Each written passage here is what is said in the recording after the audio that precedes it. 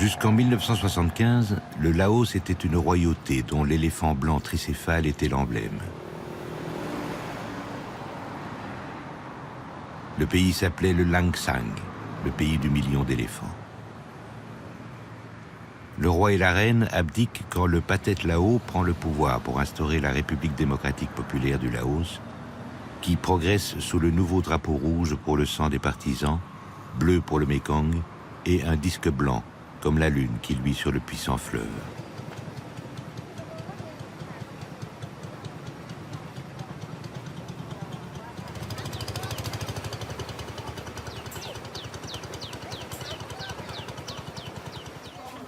« 80% des Laotiens mènent une existence paisible dans l'ombre de la grande forêt vierge, loin du bruit et de la cité moderne.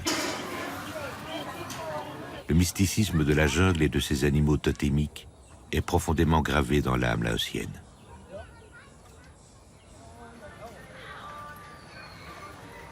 Parce qu'il souffre des mêmes pathologies que les hommes, le stress et l'infarctus, qu'il a une longévité de 60 à 70 ans fort semblable à celle de l'homme, l'éléphant est l'animal le plus vénéré des Laotiens et du bouddhisme Theravada.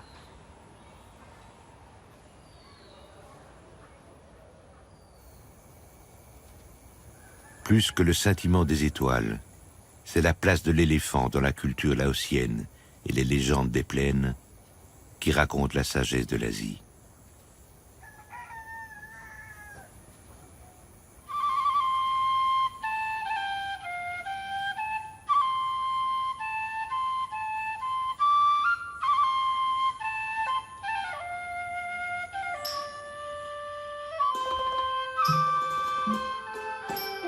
Il y a longtemps, au royaume du Laos, un éléphant entreprit d'escalader une montagne si haute qu'il n'en voyait pas le sommet.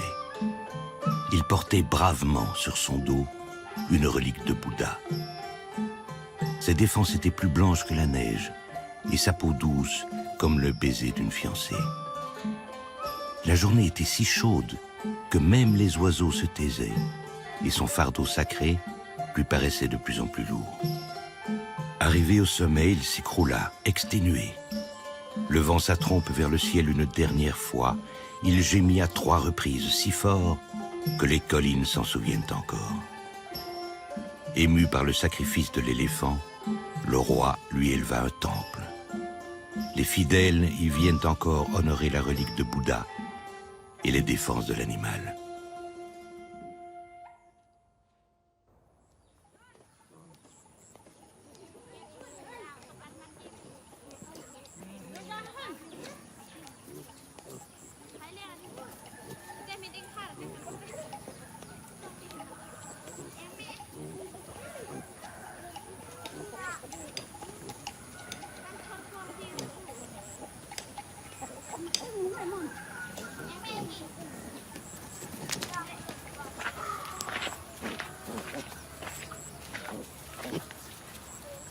Dans le passé, les indigènes n'avaient aucun moyen de mesurer l'écoulement du temps. Pas de montre, pas d'horloge, pas de sablier. Rien que le soleil et le rythme des saisons.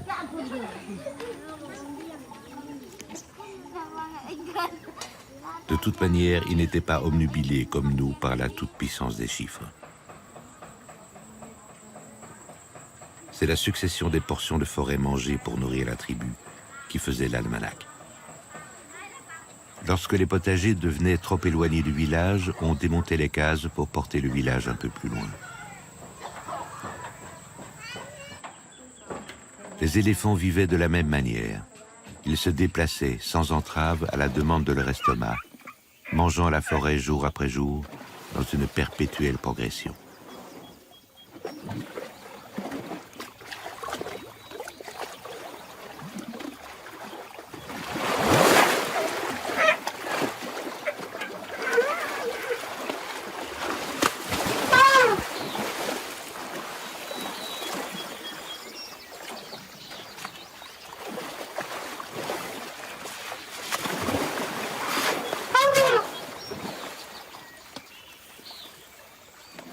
Si les éléphants ne voient dans les hommes guère plus qu'une agitation occasionnelle sur leur passage, les humains ont vénéré le seigneur de la forêt comme le régal, un puissant envoyé du panthéon sacré.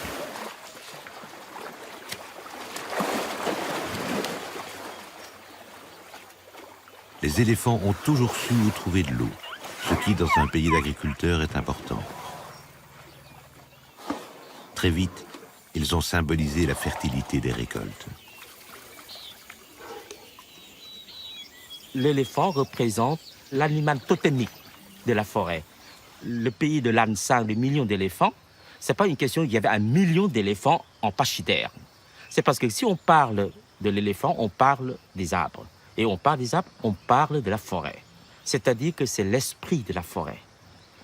C'est pour ces raisons-là qu'en parenthèse, si vous voulez préserver le pachyderme, c'est préserver la forêt.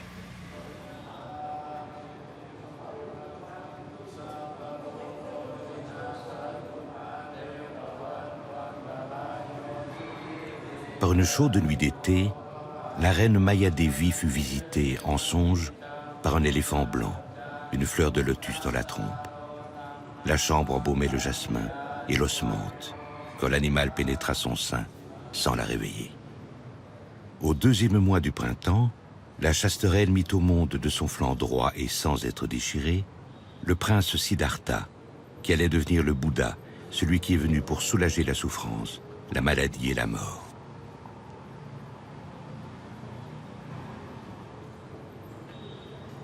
Nous avons reçu le bouddhisme et le brahmanisme par l'Inde. Nous avons aussi le confucianisme et le taoïsme par la Chine, donc le respect des ancêtres et tout. Et nous avons aussi la base, l'animiste. Et nous, on est obligés d'être en harmonie avec toutes les croyances pour pouvoir vivre. C'est comme la Suisse en Europe. Sauf que la Suisse, il prend soin des porte-monnaies des autres, et tandis que nous, c'est la culture des autres.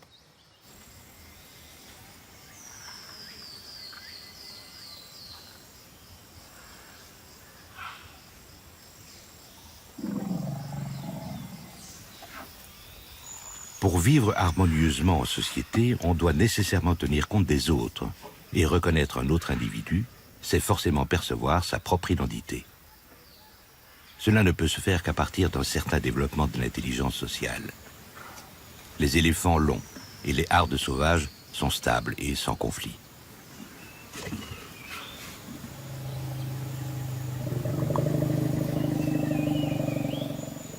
Les éléphants organisent, avec des borborigmes et parissements, tout ce qui leur est important, l'ordonnance de la tribu, l'écolage des petits, la localisation des ressources disponibles et l'alerte.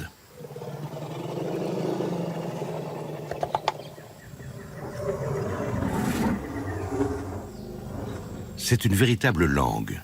Les hommes qui n'en possèdent pas le vocabulaire n'y comprennent rien. Nos univers sont imperméables. Ce qui fait sens pour l'un n'en a aucun pour l'autre. Même entre éléphants d'Afrique et celui d'Asie, on ne se comprend pas. Ils ne parlent tout simplement pas la même langue. Les deux espèces sont d'ailleurs tellement différentes qu'elles ne peuvent pas se reproduire entre elles.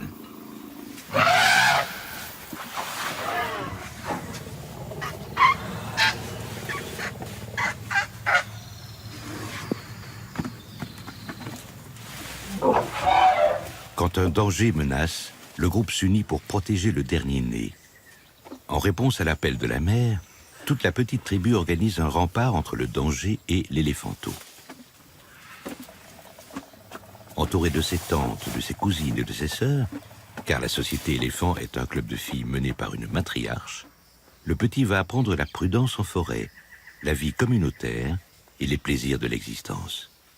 On ne fait pas mieux chez nous, les hommes. Les éléphants sont des animaux très expressifs. Ils utilisent beaucoup de sons pour s'exprimer. Ils sont également très expressifs avec leur corps. Ils ont un vrai langage corporel. Par exemple, leurs oreilles, quand ils sont contrariés, ils arrêtent de les agiter et les mettent comme ça. Je ne sais pas comment le dire en anglais, mais droite. Avec leur trompe, ils frappent le sol. Leur queue aussi. Quand ils sont super excités par quelque chose, leur queue ne se balance plus comme une pendule, elle se met à l'horizontale. Ils bougent vite, ils bougent leur tête.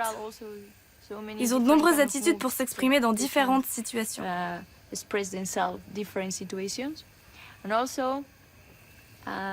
Et en plus, les éléphants peuvent communiquer par les infrasons. Quand la puberté les rend agaçants pour les femelles, les jeunes mâles sont expulsés. Ils errent à proximité relative des hardes, car les éléphantes confient au vent le message de leur chaleur. Elles émettent des infrasons parfaitement perçus à plus de 10 km et les mâles accourent ventre à terre.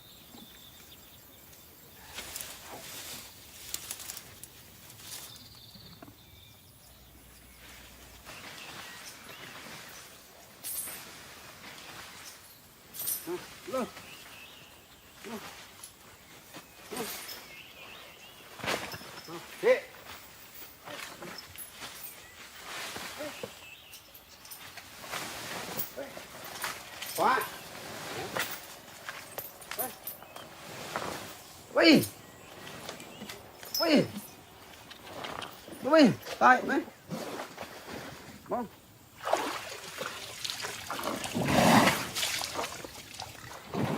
Mẹ này. Mẹ. Mẹ luôn. Mẹ luôn.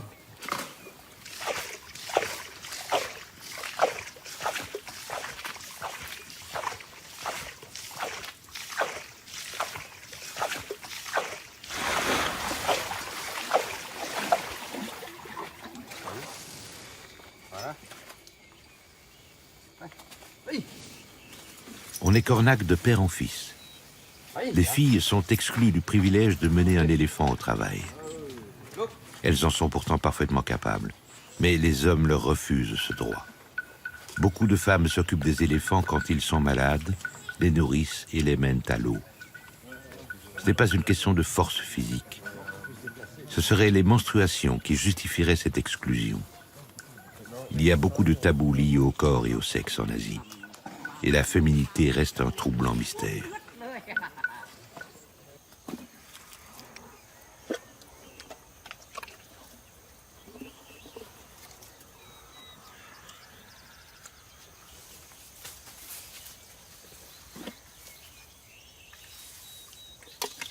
Un éléphant est aussi adroit de sa trompe qu'un homme de sa main.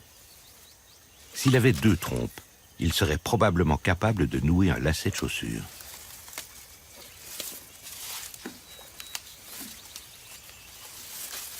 Mon éléphante, c'est comme une amie. Elle fait partie de la famille. Je passe presque plus de temps avec elle qu'avec ma femme.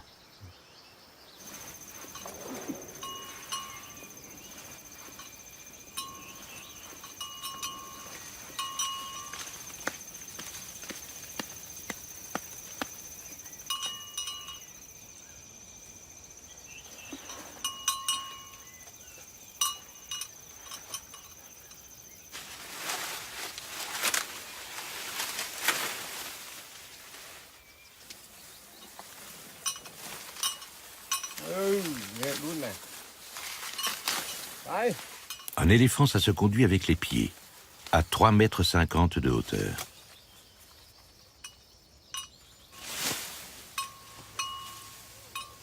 Le seigneur des forêts donne sa patience et sa puissance à l'homme. En retour, le cornac adapte son impatience humaine au rythme majestueux de l'animal. Et cette relation peut durer des dizaines d'années.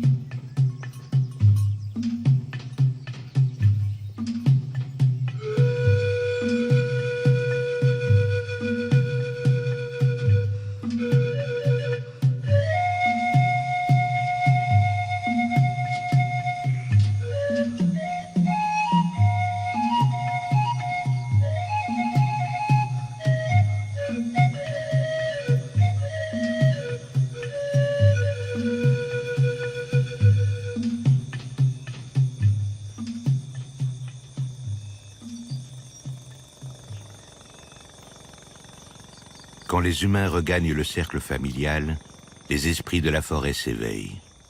C'est un rite établi bien avant que les rites existent.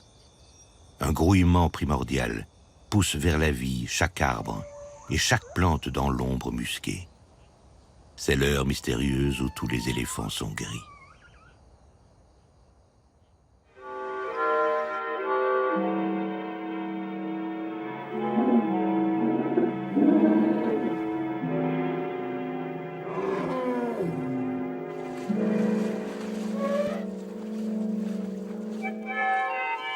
Jusqu'à la révolution de 1975, le Laos s'appelait le pays du million d'éléphants. Au début du XXe siècle encore, les hommes et les bêtes se partageaient la forêt sans déséquilibre. La grande jungle sauvage offrait tout ce que les destinées croisées d'hommes et d'éléphants pouvaient désirer. Les tribus capturaient de temps à autre des éléphants sauvages dont ils faisaient des auxiliaires agricoles. Ces pillages limités de la vie sauvage étaient sans influence notoire sur une population animale qui avait le temps de se reconstruire.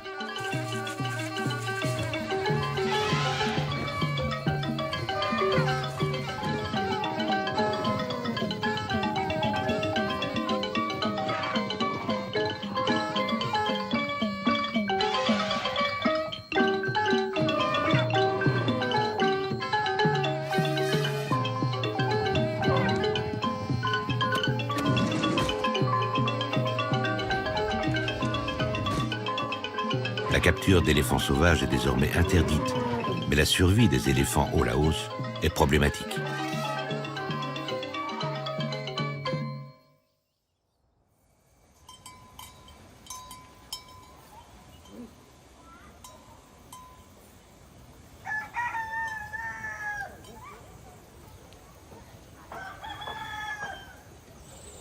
Depuis des centaines d'années, les Laotiens pratiquent une agriculture de subsistance.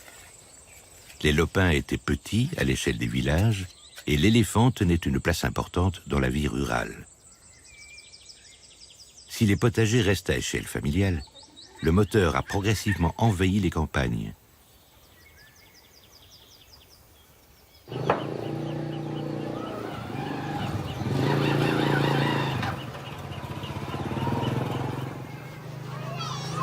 L'amélioration du niveau de vie et la modernisation relative de l'agriculture a progressivement réduit l'utilisation des éléphants.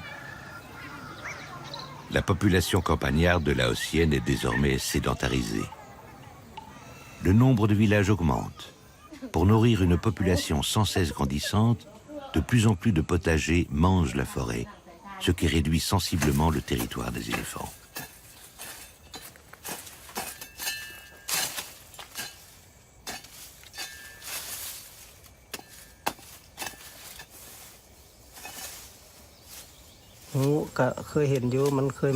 Nous avons défriché la jungle qui se trouvait à côté de notre maison.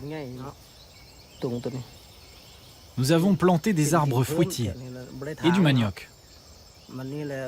On essaye de repousser les éléphants parce qu'ils viennent manger nos récoltes, surtout la nuit. Si on arrive à les repousser à temps, ça va. Sinon, tout est démoli. Souvent, ils s'approchent trop près du village. Tant qu'ils ne viennent pas dans mes cultures, je les laisse tranquilles. Mais s'ils viennent trop près, je fais des feux pour les faire fuir. Avant, ici, c'était la forêt. C'était leur territoire.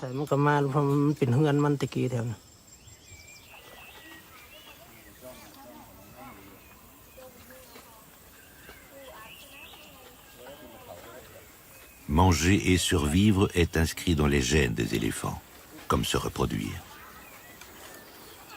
Il n'y a pas de grève de la faim chez les animaux.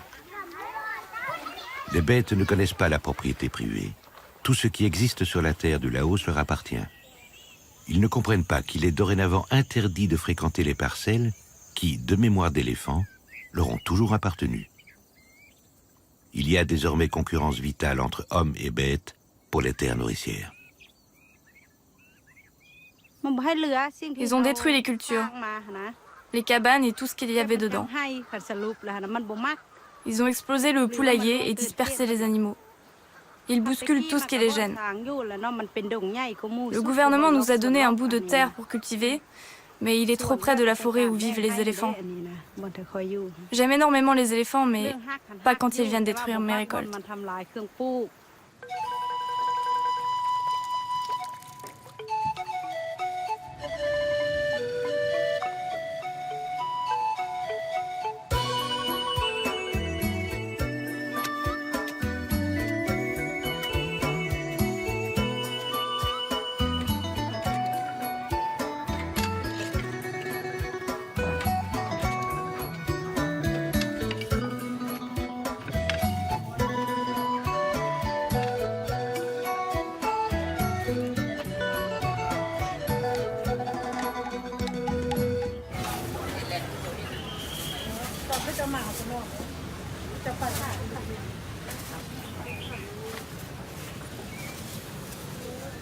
La population laotienne augmente chaque année de 180 000 âmes, une expansion démographique de 2,4%. La vieille Europe se contente d'un accroissement annuel de 0,5%.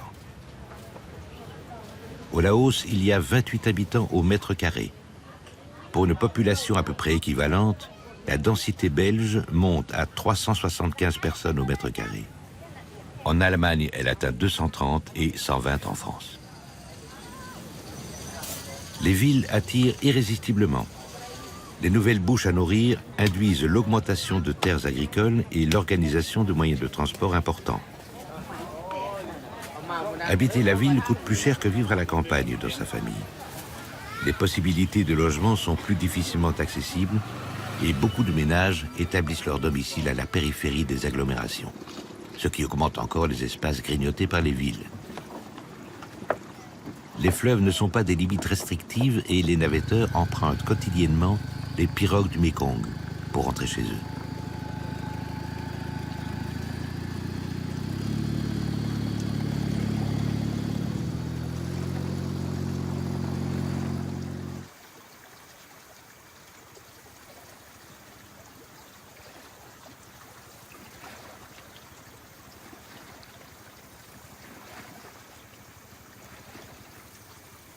L'exploitation forestière industrialisée a dévasté la forêt primaire pour ses bois précieux. Les éléphants sauvages sont repoussés vers les zones inaccessibles aux engins mécaniques.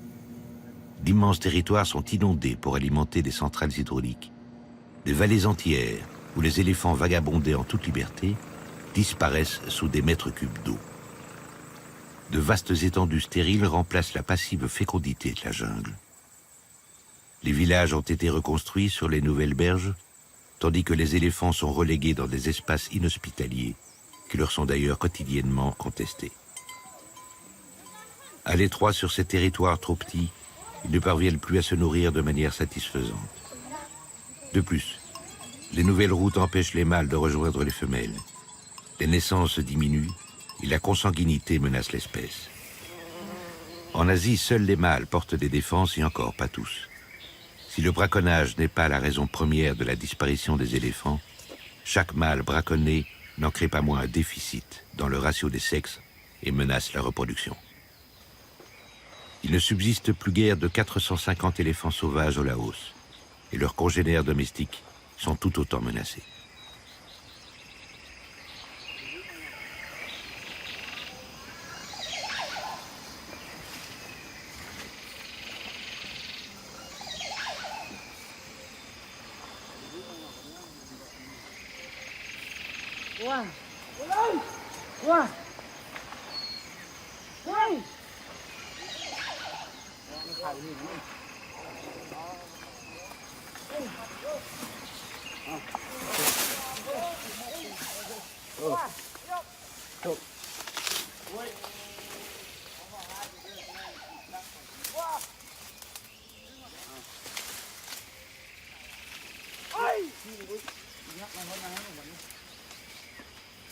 L'éléphant n'est pas conscient de collaborer à la disparition de ces derniers refuges. L'homme, lui, sait ce qu'il fait, ou devrait le savoir. Mais l'alternative est cruelle quand la survie est en question.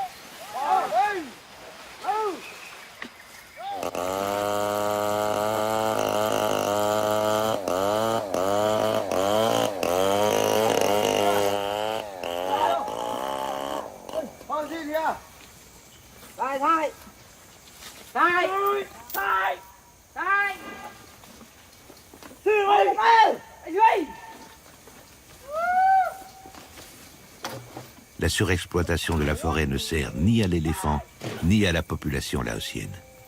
Ce sont les groupes internationaux qui tirent les abondants bénéfices de ces énormes fûts qui vont se retrouver un peu partout dans le monde, sous forme de chaises à jardin ou de couverts à salade.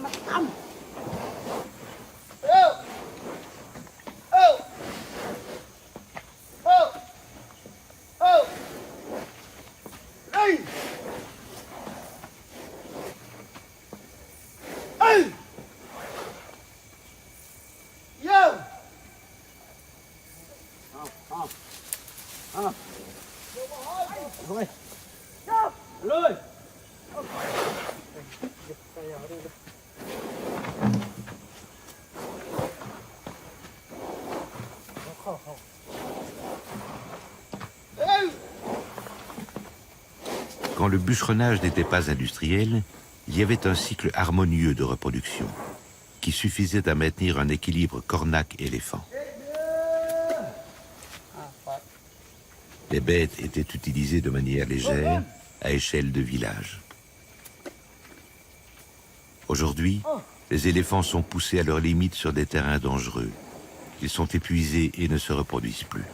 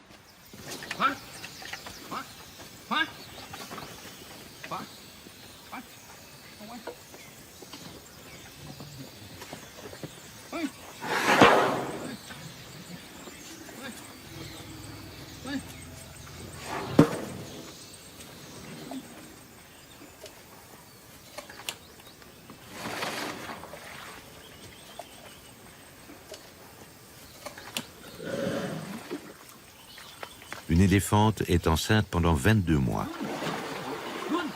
Le petit reste encore 3 ans avec la mère. Ensuite, dès qu'il est sevré, il doit apprendre son métier d'éléphant domestique et répondre aux demandes des hommes.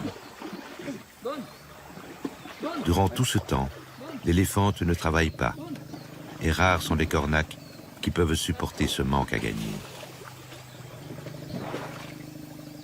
La population d'éléphants domestiques est vieillissante et ne se reproduit plus.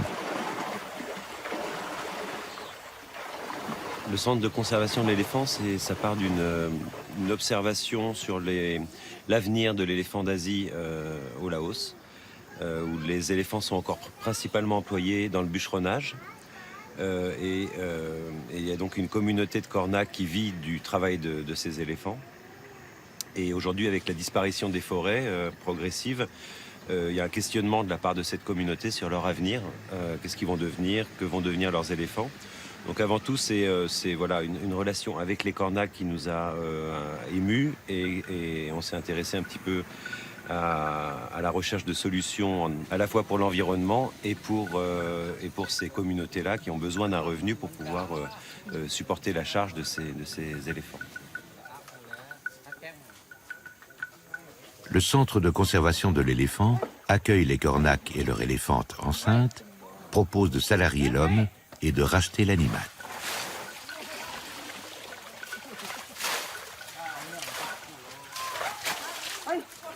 Le but est de créer une réserve d'animaux qui pourront à terme se reproduire avec des éléphants sauvages et donner un espoir aux Kornak.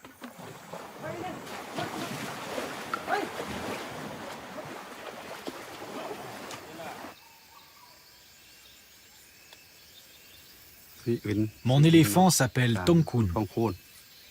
J'ai beaucoup travaillé avec lui dans la ferme familiale et puis dans le débardage. Maintenant que les forêts disparaissent, le travail manque. C'est comme ça que je suis venu au centre avec mon éléphant.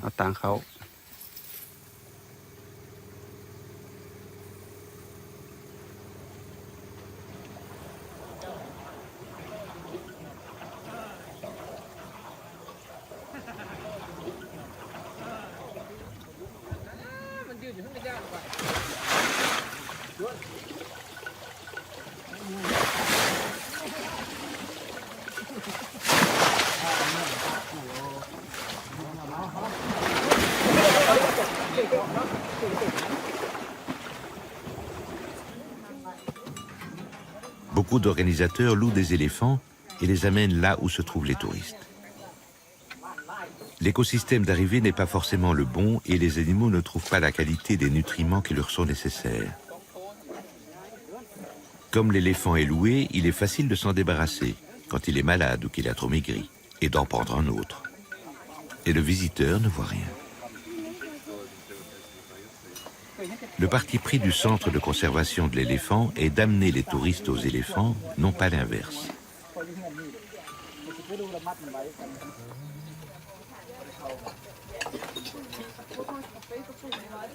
La sauvegarde d'une espèce en danger n'est pas seulement une affaire nationale. Il convient de mobiliser l'enthousiasme international, d'autant plus que beaucoup de pays qui ont des éléphants sur leur territoire n'ont pas des budgets excédentaires pour la protection de ces animaux. Plutôt que consacrer une partie importante de son budget national à la sauvegarde des éléphants, le gouvernement laotien préfère soutenir des programmes d'aide sociale, notamment l'organisation de planning familial itinérant qui parcourt les campagnes.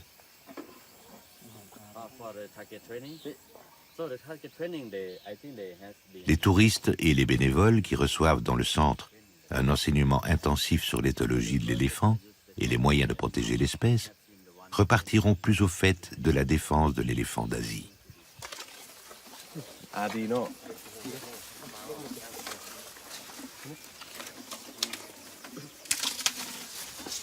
Ils ont quelque chose de mystérieux, ce sont des créatures géantes. La première fois que tu le vois, tu ne peux pas t'imaginer qu'il y a des animaux si grands.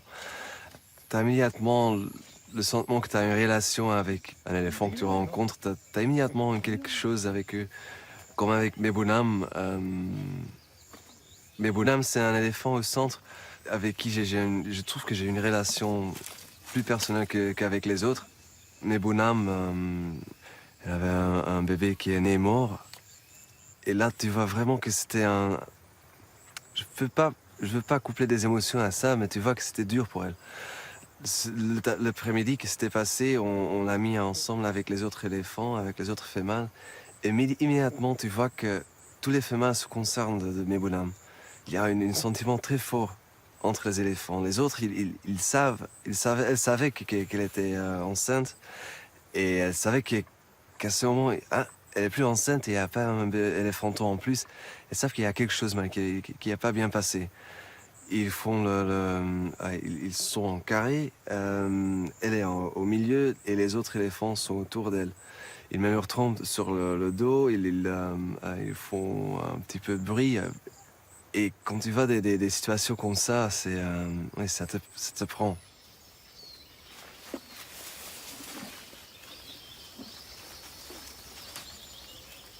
Comme les humains, les éléphants sont des êtres vivants doués de sensibilité. Ils se parlent et se souviennent. Ils peuvent être joyeux ou tristes. Il n'y a aucune raison de croire qu'ils ne souffrent pas. Ils gardent seulement leur douleur muette.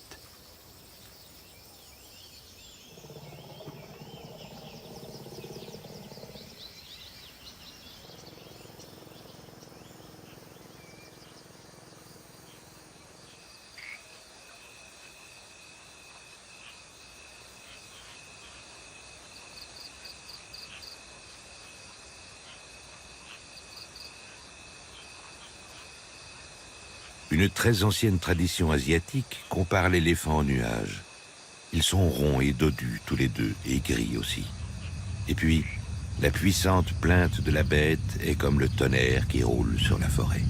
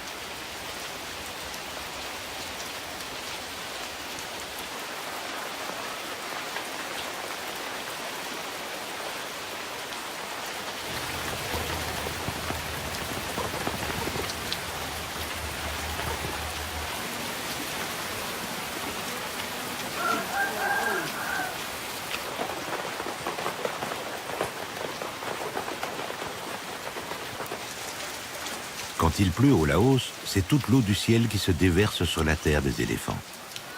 Les Laotiens ont appris à concilier leurs activités avec les caprices de la météo.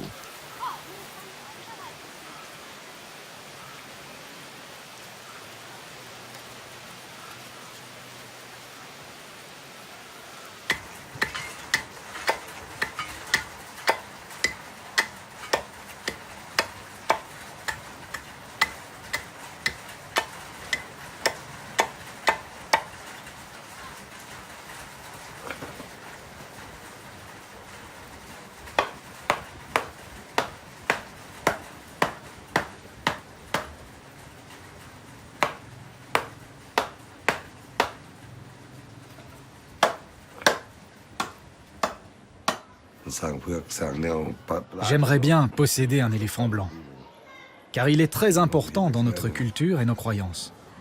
Mais je n'en ai jamais vu un seul.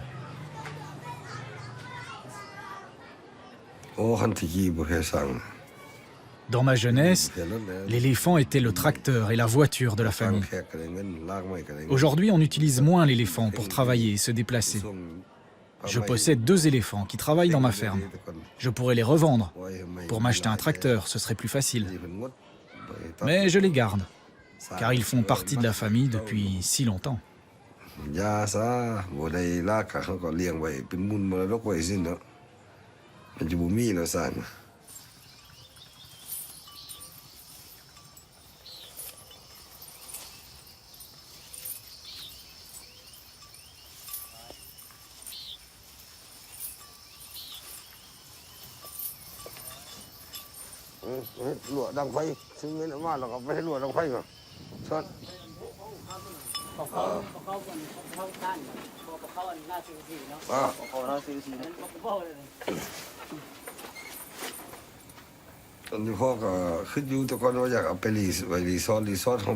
Un éléphant, ça coûte cher à nourrir et entretenir. J'ai parfois pensé à les vendre pour gagner un peu d'argent. On m'a proposé d'acheter une voiture. Mais la voiture coûte autant d'argent en entretien et n'en rapporte pas. Je préfère donc garder mes éléphants et les faire travailler dans mes champs.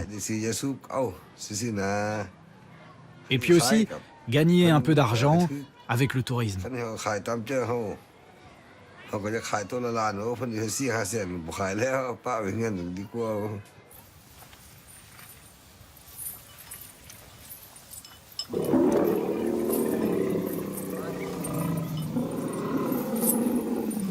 Là où les rizières n'ont pas été réaménagées avec des accès carrossables, il n'y a pas mieux qu'un éléphant pour enjamber, sans les endommager, les fragiles murets d'argile de la riziculture.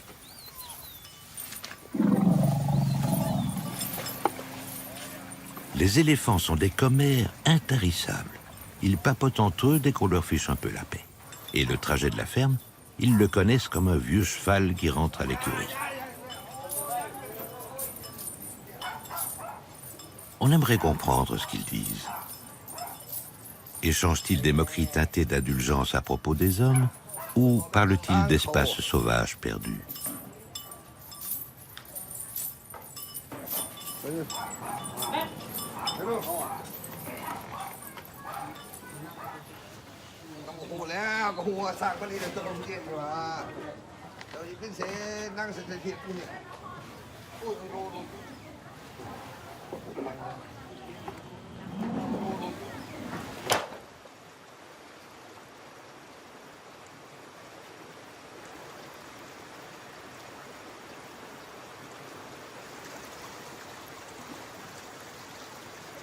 Les moines, qui suivent le cours du vent dans leurs robes teintées du rouge de la terre du Laos, vont méditer sur les enseignements du Bouddha et le respect de tout être vivant.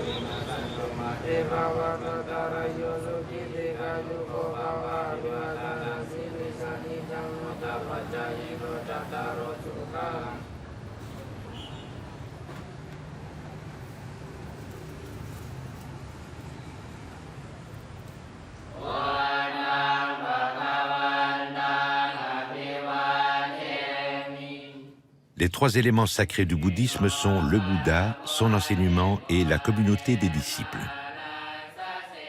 Une trilogie qui rappelle singulièrement la Sainte Trinité chrétienne, où Dieu serait le Créateur, le Fils, sa création, et le Saint-Esprit, l'action de créer, quelque chose d'aussi impossible à représenter que le groove du blues.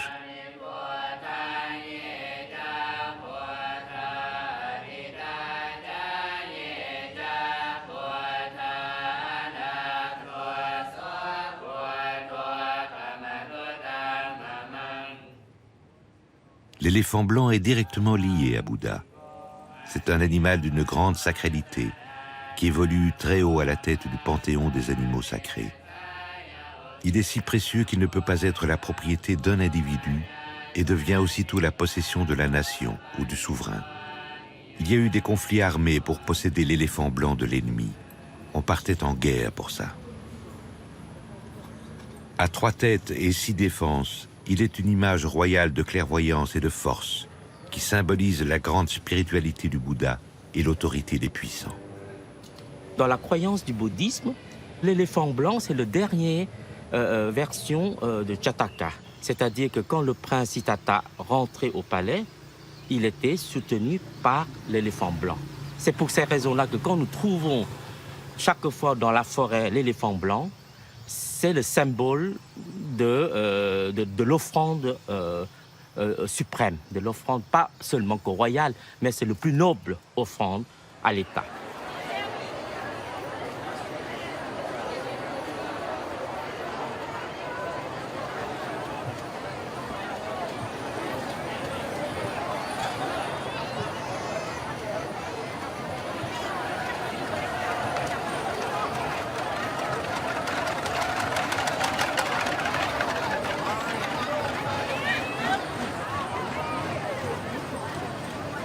Quand c'est la fête à Luang Prabang, l'ancienne capitale royale, le pays en profite pour affirmer ses traditions.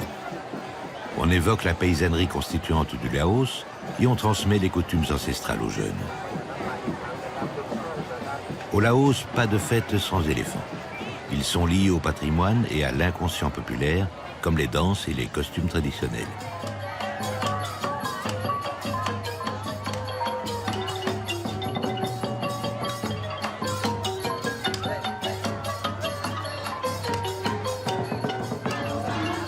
Malgré son importance dans la culture bouddhique, beaucoup de Laotiens n'ont jamais vu d'éléphant.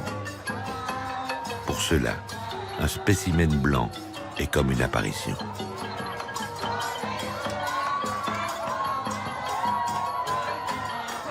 Le Laos possède un seul éléphant blanc qui ne sort en public que dans les très grandes occasions. Lui apporter des friandises ou simplement participer au rassemblement est une prophétie de bonheur pour les mois à venir.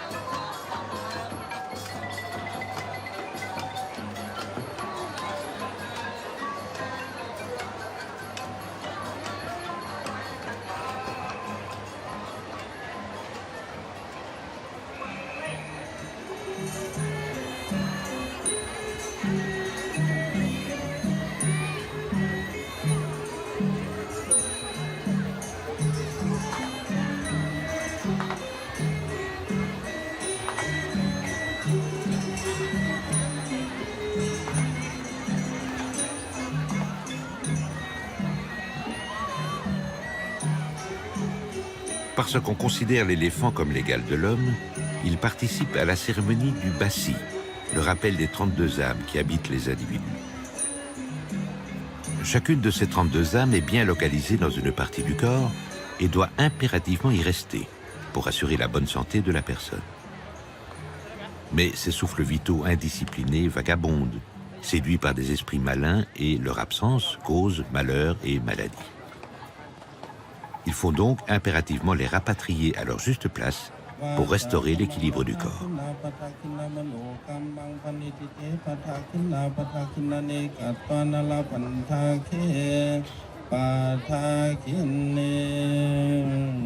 Une fois la chose faite, ce sont des bandelettes de coton blanc qui empêchent ces esprits agités de détaler à nouveau.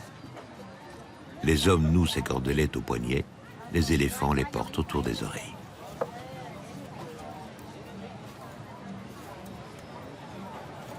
Comme un rêve en suit un autre, les réincarnations sont une succession sans fin de petits bouts de temps passés sur Terre, dans des corps différents. Et l'éléphant blanc est l'aboutissement de cette longue suite de renaissances qui prélude à la sagesse du Bouddha. Dans les religions monothéistes, il y a un créateur, quel que soit son nom. Cela implique un commencement du monde et probablement une fin. Dans le bouddhisme, qui se défend d'être une religion, il n'y a pas de créateur. Seuls les conseils du Bouddha pour aboutir à la sagesse guident les croyants. Sans créateur, il n'y a pas de début au monde, et l'étape ultime est tout autant improbable. On se pose les mêmes questions sur la destinée humaine et sur l'éternité partout dans le monde. Seul change la manière de le dire. Les Laotiens sont obligeamment soucieux du bien-être de l'éléphant, une créature dans laquelle il pourrait bien être réincarné un jour, et personne n'aimerait se retrouver dans une carcasse souffreteuse ou dépressive.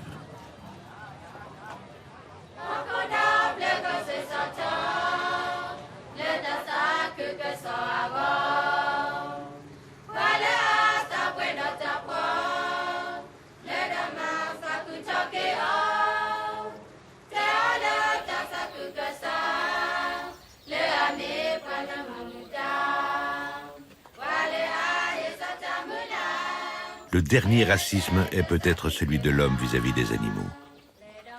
On dit qu'ils seraient tellement moins intelligents que nous. Il est bien entendu perfide de comparer la limace de mer à l'homme. Mais si on accepte qu'il y ait une intelligence rationnelle et une intelligence pratique, on peut concevoir que chaque être possède des facultés et qu'il n'y a pas d'hiérarchie entre elles. Les éléphants vivent en société. Ils sont capables d'émotions et possèdent un langage. S'ils sont empotés dans le fouillis des villes, nous ne serions pas fiers dans la forêt vierge. Finalement, chacun est parfait dans son domaine. La grande différence entre les animaux et nous serait notre qualité à nous adapter rapidement, sans difficulté ni indignation, au changement.